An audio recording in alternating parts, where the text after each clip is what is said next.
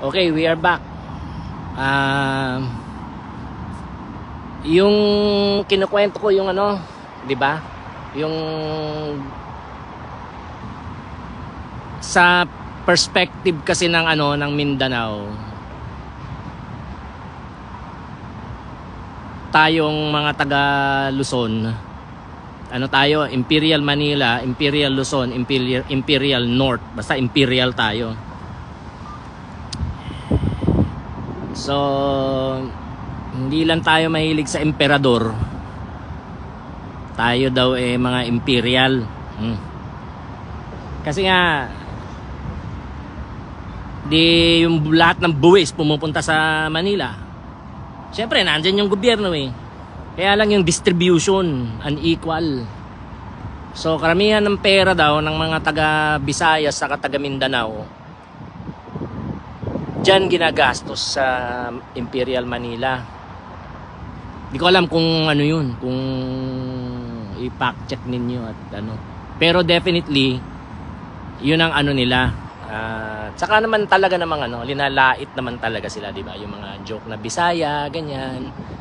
Sabi nga ng ano ko, isang nanay, sabi niya nakaka-insulto daw. Imbawa yung dati, ako mahal ko naman yung mga artista natin, di ba? Yung mga magkakaibigan na yan, di ba? Sila. Aside from kila Alex, yan, kila Tony, yung mga yan. Gusto ko yung mga yan eh. Si Empoy, yung pogi. Tapos gusto ko din yan sila Jel de Belen, si Janice de Belen, si Carmina, tapos si Candy Pangilinan. Pero meron kasing time noon, nanonood kami nung kay Candy Pangilinan na Bisaya siya na na katulong. Maganda naman ang pagkakaarte niya, nakakatawa naman. Kaya lang tinanong ko nga itong nanay ko na ito, sabi ko, bilang Bisaya po, ano po ang pakiramdam ninyo pag pinapanood ninyo yung ganyan? Sabi niya nakaka-insulto daw. Nakaka-insulto daw. See? So, meron nga, may ganyan, may Imperial North, ganyan na perspective. So, ayun. Pero talaga naman, sa mga napuntahan ko talagang... Pero na ko din sa Pilipinas kasi sabi ko, bakit hindi lang naman Mindanao, pero grabe talaga.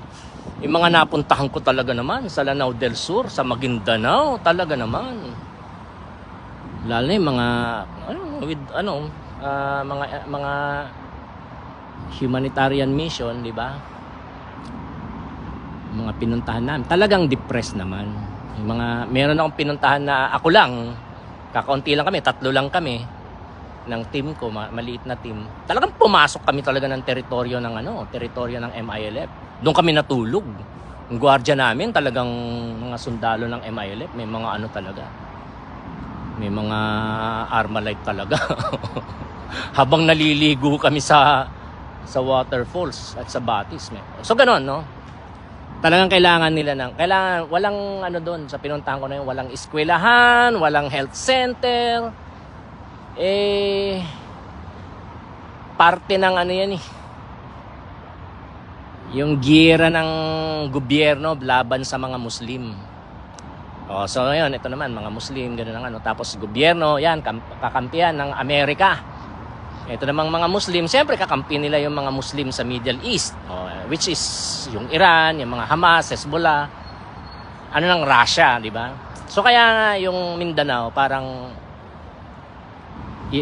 specifically si former President Digong, talagang Russia at saka China ang alyansa niya.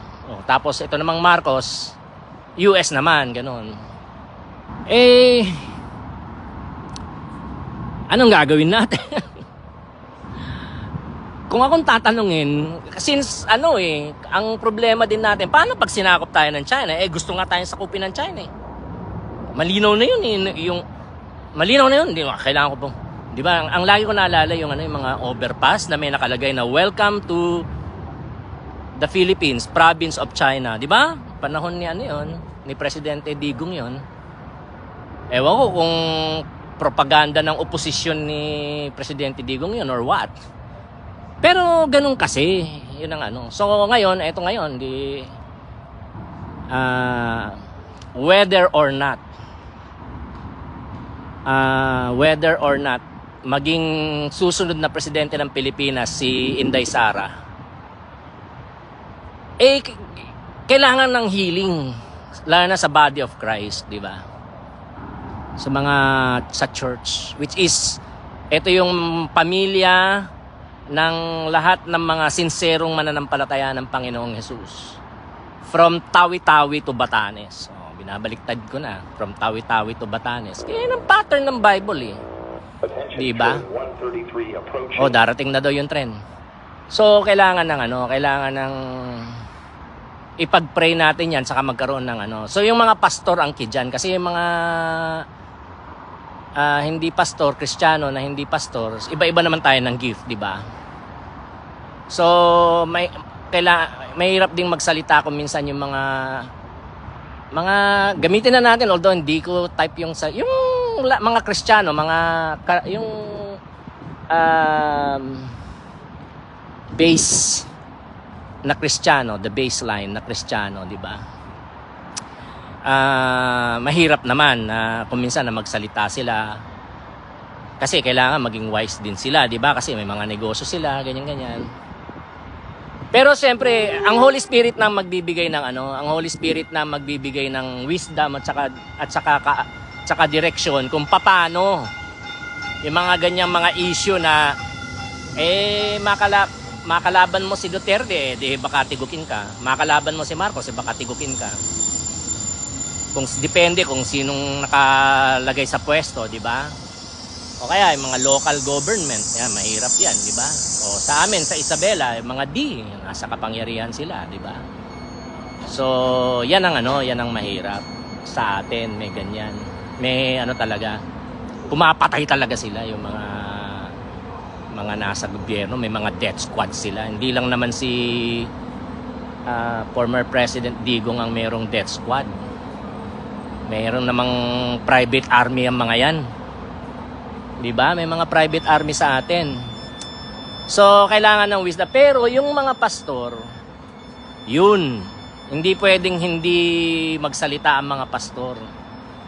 Kailangan na lang yung support naman, saka wisdom, yung prayer, yung covering,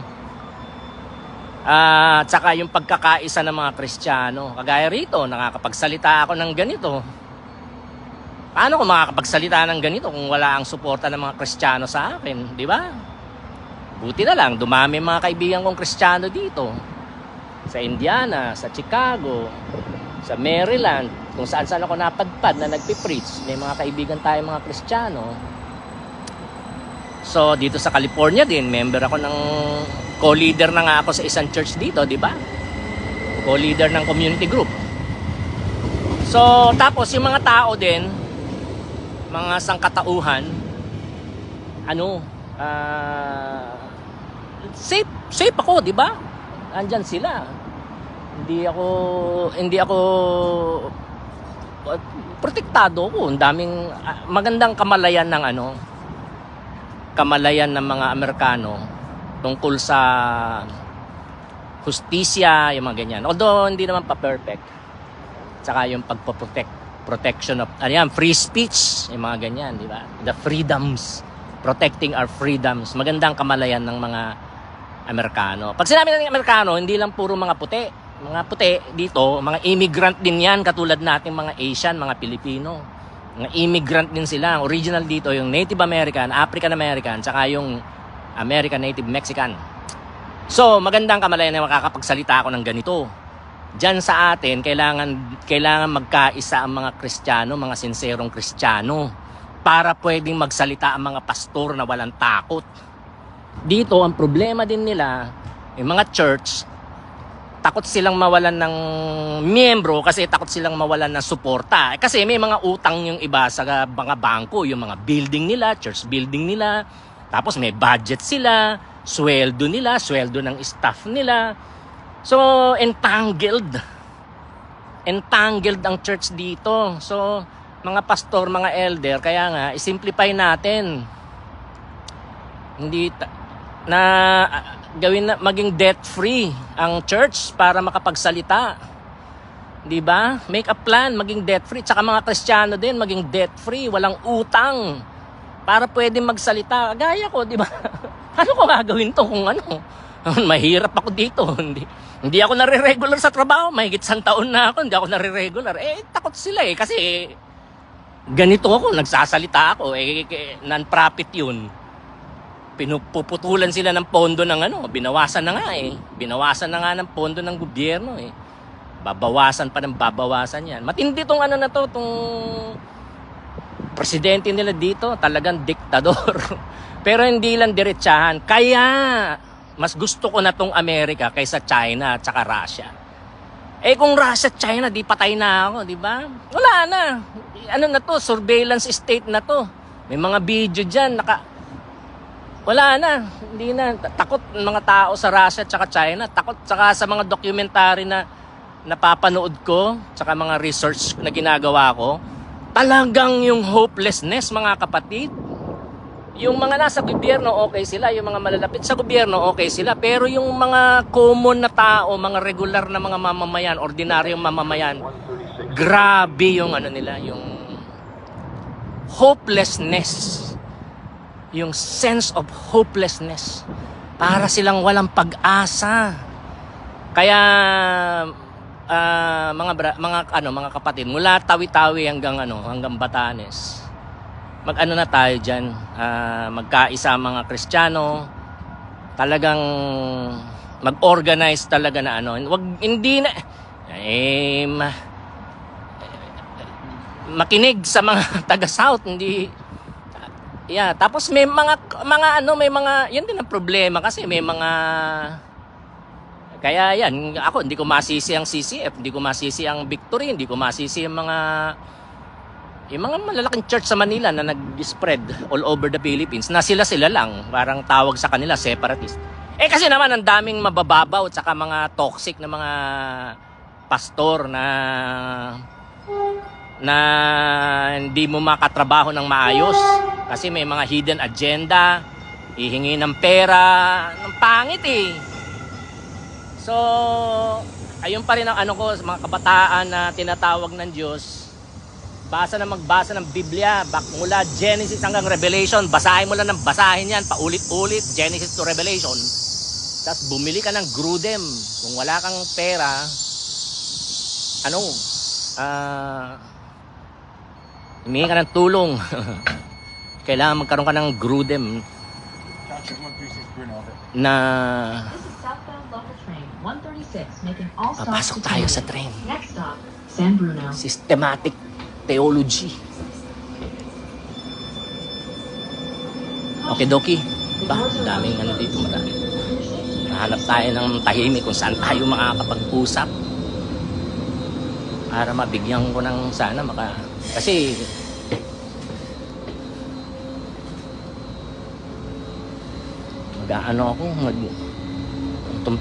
itong Amerika,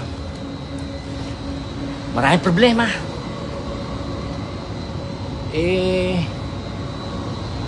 Hanap tayo ng pwesto dito na lang sa baba. Daming problema.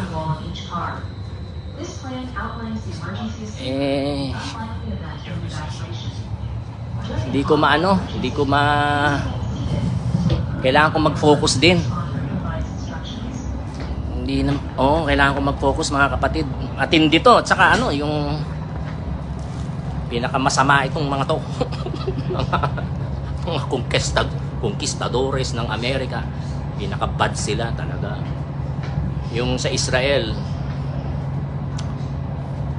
hirap ng sitwasyon ng Israel. Kasi kailangan tayong mga Kristiyano maging level-minded. Ilang millennium nang nakatira dyan yung mga Palestinian Tapos after World War II, dinikta ng British na itong portion na to, Israel. Itong portion na to, Palestine. Pwede ba yun, di ba? Siyempre yung mga Palestino. Kagalit yan, magre-rebelde yan. Hindi naman makatarungan yun, di ba? Kasi ilang millennium na. So ang gusto nila ngayon, ubusin na naman yan. Ubusin nila ngayon yung mga Palestinian. O gawin nilang mahirap na mahirap, maging minority talaga. So ang US, yan ang nagsusuporta sa Israel. Ngayon, yung Russia naman, yan ang nagsusuporta ng Hamas. Yung China naman, kalyado ng Russia at sumusuporta sa Russia. Pero parang ano sila, co-equal si Putin saka si Xi Jinping. Xi Jinping. So ang hirap nung sa Israel kasi hawak sila ng US eh. Eh ngayon, ewan ko, ano tong mga ano to? Ibang klaseng lahi naman tong nangyari, ibang klaseng ano naman tong mga European conquistadores ng ano? Ng Amerika. Basta mahirap yung sitwasyon nila. Pero yun nga, kung ako, mas okay pa sa akin na kasi hindi naman gustong maging diktador talaga ng presidente nila dito, pero hindi katulad mo. Hindi pa siya diktador, gusto lang niya feeling diktador siya, pero hindi. So ang talagang diktador si Putin saka si Xi Jinping. So ngayon panang ng Bible doon. Ngayon ko na rin nare-realize bakit nila binaban yung Bible. Threat sa mga diktador ang Bible. Threat siya. Pero ang din nila, excuse nila, yung Bible, tsaka ang Bible, ang Kristyanismo, Western. So, ang Russia kasi, European din yan, pero Eastern European. Eastern Europe. O ito, Western Europe, di ba? Australia, Western Europeans. Itong mga nandito, mga mananakop, mga conquistadores dito. Anyway, sa kanila Western yan, yung Bible, yung Christianity, ganyan. So, ang Kristyanismo nila doon sa Russia nga, Eastern, di ba? Eastern Orthodox. Matindi rin yun pag kinalkal natin. Talagang maraming kasalanan ng mga Kristiyano talaga. Marami tayong kasalanan sa mundo. So kaya binaban nila yung Bible. Ngayon, hindi rin din lang yun. Nare-realize ko na ngayon talagang pag ang Bible pala pinanampalatayanan talaga at pinanghawakan at talagang itinuro ng tapat against dictatorships talaga kasi may yung the beast, di ba? Andiyan pag nagbasa ka ng Gospels, andiyan ang Roman Empire o may diktador yun, di ba? Si Caesar. Ito namang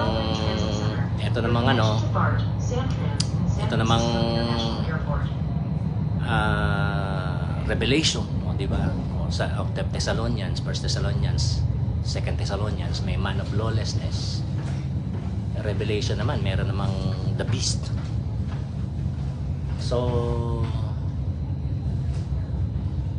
talagang matindi pala talaga ang Bible, kaya binaban. Hindi pala mababaw ang kaya nag-iisip ako dati, bakit? Tsaka, nanay mga Christian. Di ba, ba't nila nung sa Roman Empire, bakit nila pinersecute yung mga Christian? Ba't sinabi ni Jesus na ipipersecute kayo? Kay Kristiyano ka, ipipersecute ka? Di ba? Meaning, pa nga di ba? Hahagupitin kayo. Sabi ni Jesus, di ba? Hahagupitin kayo. Papatayin nila kayo. Kaya nga, pasanin nyo na ang krus nyo. Ibig sabihin, pag naging Kristiyano ka, ang destinasyon mo ay martyrdom. Ang destinasyon mo ay death penalty. Ang destinasyon mo ay execution, summary execution. So, Kung sa ating panahon, lethal injection, tanganan mo na ang yung lethal injection. Isasaksak sa'yo habang naglilingkod ka kay Kristo, hawak-hawak mo na yun. Para sa'yo yun. So, yan ang Kristyanismo. Ngayon, gumamit ng wisdom, pero kailangan kasi magsalita tayo dyan sa Pilipinas, huwag tayong matakot. Ito din mga Kristiyano dito sa Amerika, huwag matakot. Takot sila, mga pastor. Takot sila. Ako, delikado sila dito.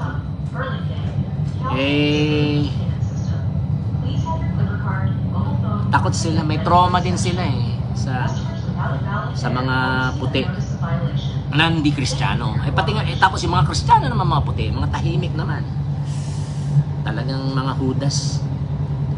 So, hindi naman lahat. Pero, grabe, no? Grabe dito. So, yan ngayon, hindi natin alam kung sino magiging susunod na presidente. Sana wag na lang Duterte, sana wag na lang Marcos. Iba naman, iba. Pero yung mga kapatid natin sa kakausapin ko rin siguro kung may time ako, pero baka wala na. O kaya Tagalog na lang para minsanan ng lahat. Mga kapatid nating mga taga Davao, to tayo, isang lahi lang naman tayo. Mga kapatid natin mga taga Davao na mga Kristiyano, saka mga taga Mindanao na mga Kristiyano, hindi po tayo pro Marcos, hindi rin tayo pro Duterte, hindi rin tayo pro kung sino man. Talagang yung importante talaga yon, yung verse na yon, yung nagpakita yung angel of the Lord kay Joshua. Sabi niya, hindi ako para sa mga Kanaanitas, hindi rin ako para sa mga Israelitas. Ako ay narito bilang commander ng mga hukbo ng langit, hukbo ng Diyos, hukbo ni Yahweh. So, mga brad, mga sis, mga sibs, yan ang natin. Ngayon yung naman, tungkol naman sa homosexuality, huwag tayong bigot, di ba? Huwag tayong bigot. Pero, part ng part ng human weakness para ding drug addiction o pangangalunya, di ba? Addiction sa sex. Ganun din sila, mga tao, mga kapwa natin tao. We are all fallen human beings. Lahat tayo fallen human beings. So, we have to show mercy. Tsaka kaibiganin natin sila. Makinig tayo. Pakinggan din natin ang mga kapatid nating LGBTQIA+ siblings. Tapos talagang mahalin natin. Mahalin natin talagang totoong mahalin. Totoong pag-ibig talaga. And pray for them, di ba? Na ang Panginoon ng ang kumilos. Ngayon, ito na ngayon, marami mga pastor dyan,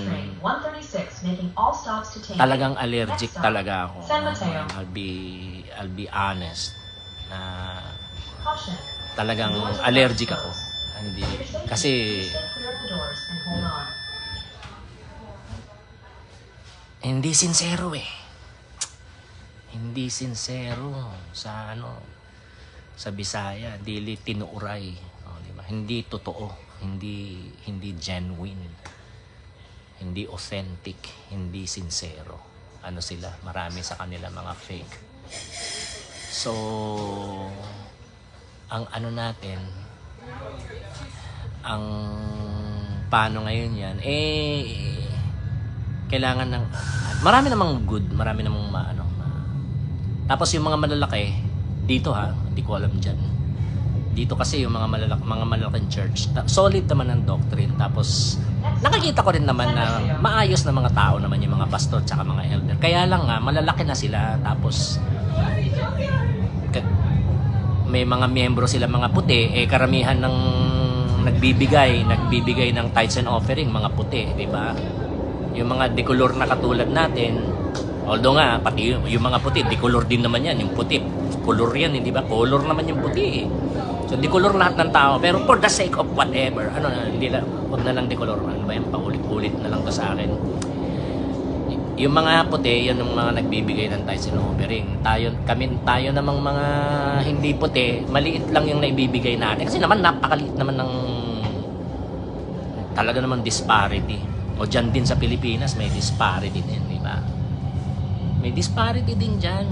So, yun nga, parang mga anti-Christ system, di ba?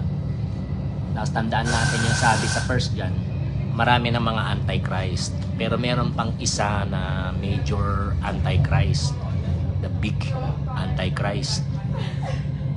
Yung pinaka-final na anti-Christ na darating. Pero ngayon pa man, marami ng anti-Christ. O ngayon, kaya yung mga malalaking simbahan dito, hindi sila makapiyok, hindi sila makapagsalita. Naghihintay nga akong magsalita sila kasi ayaw ko namang magsalita. Ba't ako? Kawawa na nga ako.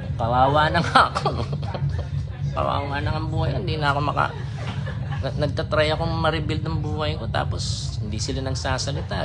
Di napilitan ako na akong magsalita. Tapos yung Democrats, mga leftist dito, fake na left sila. Hindi sila tunay na left. Kasi yung left nga, yun yung mga mahihirap, yung mga inaapi, mga sinisiil.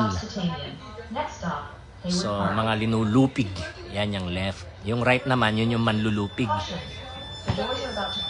So, yung Democrat, akala ko noon yan yung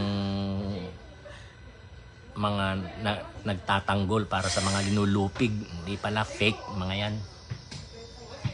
Fake sila. So wala, di yung church na lang. Wala din, hindi rin makapiyok, hindi rin nagsasalita. Hindi kinikriticize yung presidenteng kung ano-anong sinasabi. Di ako naman ngayon, anong gagawin ko? Di ako nang nagsalita. Wala pa rin. Ilang buwan na. Mayo na, nagsimula ako, Pebrero Pebrero, kasi Black History Month yun doon ako nagsimula. Doon ko nasimulang makita yung mga problema rito na linulupig talaga nila yung mga itim. Inuubos nila yung mga itim. Talaga. Gusto nilang maubos yung mga itim, tsaka yung mga Native American, tsaka yung mga susunod dyan, mga Mexican. Kaya lang kasi, nagagamit din nila yung mga Mexican dahil naglilinis ng mga yard nila, ganyan. Ngayon, kung nagkaroon ng robot, hindi na nila kailangan ng mga Mexican tsaka mga Asian. Siguro Asian, kailangan pa rin nila. May ilang Mexican kakailanganin pa rin nila. Pero anyway, yun nga.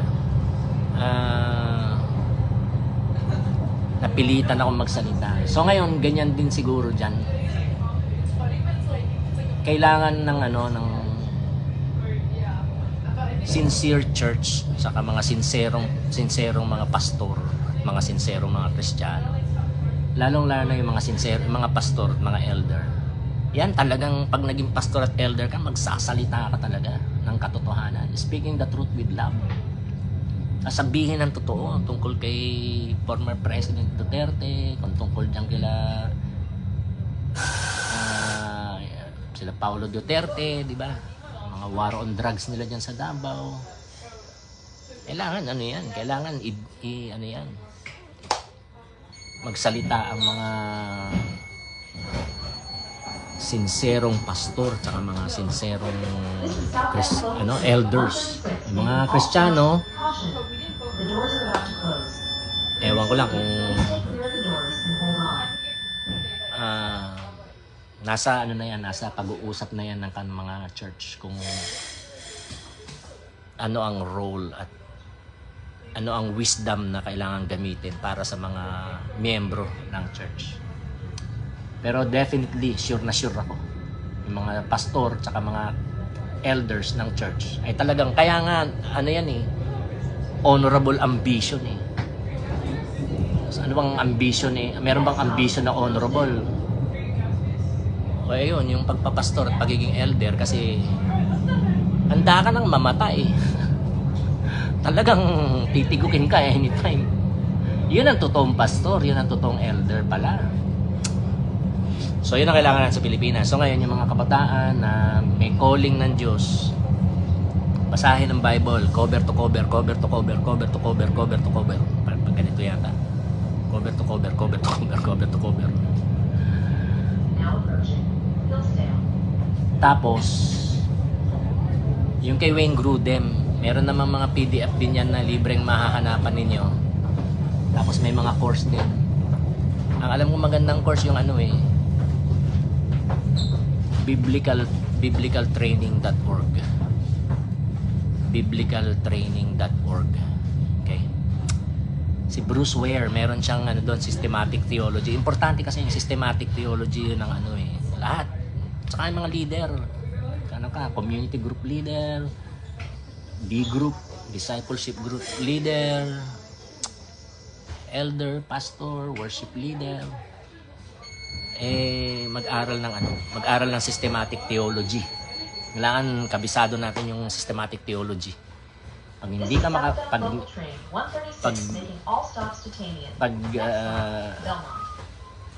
hindi mo nare-retain ang mga point of doctrine ng biblical, evangelical, systematic theology, baka hindi ka tinawag ng Diyos na maging elder. Hindi ka tinawag ng Diyos na maging pastor. Hindi mo nga mapag-aralan at hindi mo ma-retain yung points of doctrine ng biblical, evangelical, systematic theology, tapos mag-e-elder ka, magpapastor ka. O yung pastor nyo rin, nyo rin, di ba? Pastor, alam nyo ba yung paliwanag mo nga sa akin yung doctrine of Trinity, di ba? Pakita mo sa akin sa Bible, hindi lang yung line upon line, precept upon precept. Kailangan ganun. May quality. Kasi nakalagay sa matinding pilagro ang it's worrisome. Etong dito, it's worrisome. May mga pinanood daw kanina, mga professor ng Yale, binoykot na nilang Amerika, umalis na sila sa Yale. Yung isa, lumipat na ng Toronto, doon na magtuturo sa University of Toronto. Kasi nga, lahat ng sign ng fascism nandito na, nag-i-exist dito sa US. So, binoykot na nila. Tayo, hindi naman natin pwedeng gawin yun. Dahil sumusunod tayo kay Lord. O dyan din sa Pilipinas, nakalagay, peligro din. Nakalagay din sa peligro ang church at ang buong bansa. So, ayusin na natin ang ating mga sarili, mga kapatid. Ayusin natin ang ating magpakasinsero tayo sa pagsunod natin sa Panginoong Jesucristo, sa discipleship natin sa Panginoong Jesucristo. Amen? Lord, I pray for our dear brothers and sisters in the Lord dyan sa Pilipinas. I pray, Lord God, na